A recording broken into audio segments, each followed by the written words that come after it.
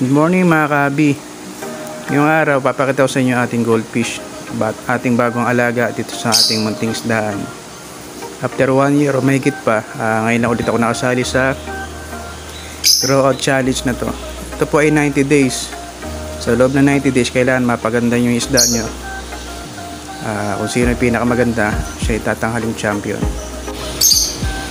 At dumating na rin yung ating fish food na ating ipapakain sa ating goldfish.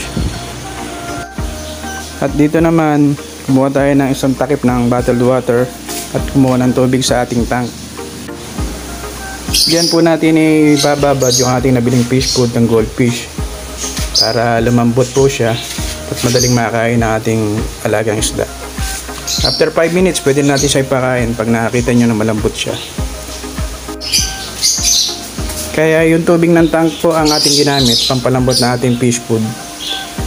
Dahil yung probiotics po natin ay nasa tindahan pa, naiwan ko doon, mamaya ko pa lang kukuhanin. Pwede na yung tubig, pwede yung probiotics, pero yung iba kahit na tubig lang pwede na rin mga kaibigan. Mahalaga mapakain natin yung goldfish natin. 8 times nga pala sa isang araw ako magpakain na itong goldfish na to. Talagang binuboost feeding natin dahil kailangan niya.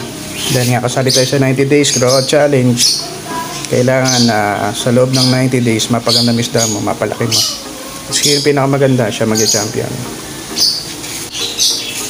At may mga judges din po tayo diyan mga kaibigan. Sila yung pipili ng pinakamagandang isda